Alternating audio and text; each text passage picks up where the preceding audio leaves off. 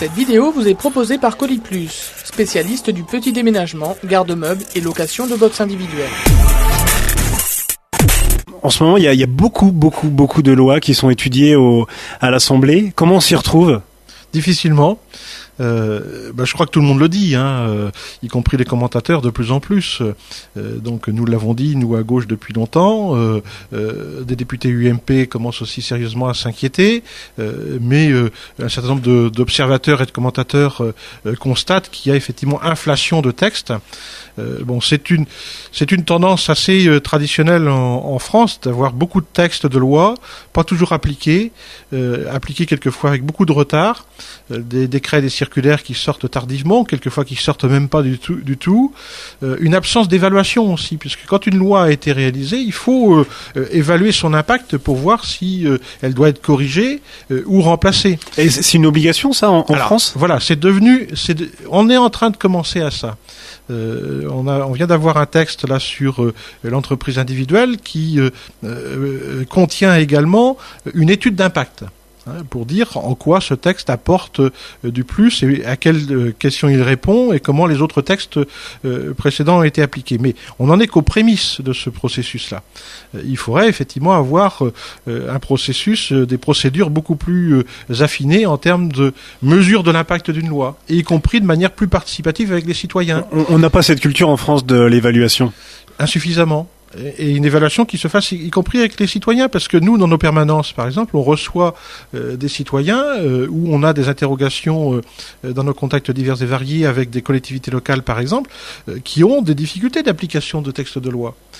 Donc il faudrait que non seulement on les reçoive en permanence et que on interroge le ministre par une question écrite, mais que ça donne lieu à un travail d'analyse et d'évaluation, ce qui est insuffisamment fait aujourd'hui. Donc trop de textes de loi qui se succèdent les uns aux autres, essentiellement pour des questions d'actualité. Alors c'est vrai essentiellement sur la question de sécurité, par exemple, à chaque fois qu'il y a un crime affreux ou qu'il y a un dérapage ici ou là, on propose un texte de loi, ce qui est sûrement pas la bonne solution. Les policiers, les magistrats, tous les acteurs de la justice, par exemple, disent que il faut pas aujourd'hui ajouter des lois aux lois, il faut appliquer celles qui existent et trouver peut-être des procédures nouvelles pour intervenir auprès des criminels ou prévenir la délinquance sans forcément passer par la voie législative. Vous êtes dans la commission économie ? Oui. Et donc vous allez, vous parliez tout à l'heure de la loi auto-entrepreneur qui a été votée l'an passé, qui est en route depuis le 1er janvier 2009 normalement, où on peut devenir auto-entrepreneur. Voilà. Donc la loi va être réétudiée. Alors c'est pas tout à fait la loi qui est réétudiée, c'est qu'on en ajoute une autre. C'est-à-dire un nouveau statut d'entrepreneur. Donc là aussi, il y a des ambitions qui viseraient théoriquement à simplifier la loi, simplifier les textes, et finalement on en ajoute d'autres. Alors pourquoi ? Parce qu'il s'est avéré que la loi était pas si bonne que ça ? Je crois que c'est une loi de compensation. C'est-à-dire que l'auto-entrepreneur pose problème aux chambres de commerce et chambres de métiers, particulièrement aux chambres de métiers, parce qu'on voit bien qu'il y a des risques de dérégulation, de garantie de la qualité professionnelle de ces entrepreneurs qui ne sont pas forcément assurés. Et il n'y a pas autant d'exigences à l'égard de l'auto-entrepreneur qu'à l'égard de l'entrepreneur classique, de l'artisan, etc. Et donc là, ça faisait effectivement problème pour les chambres de métiers. Donc, le ministre propose en compensation un nouveau texte sur lequel le travail est en cours, d'entrepreneurs individuels à responsabilité limitée.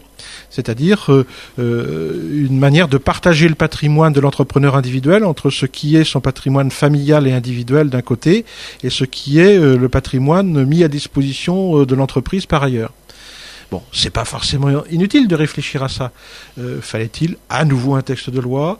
Et puis on est un peu dans des procédures là aussi de circonstances avec une complexification. C'est-à-dire on va avoir 4 ou 5 statuts différents proposés aux mêmes entrepreneurs. Avec toutes les difficultés d'interprétation que ça peut poser. On était la semaine dernière sur ce sujet. Les juristes disent que c'est assez compliqué à préciser, et ce sera sujet à de nombreux conflits aussi, qui malheureusement enrichiront peut-être les avocats.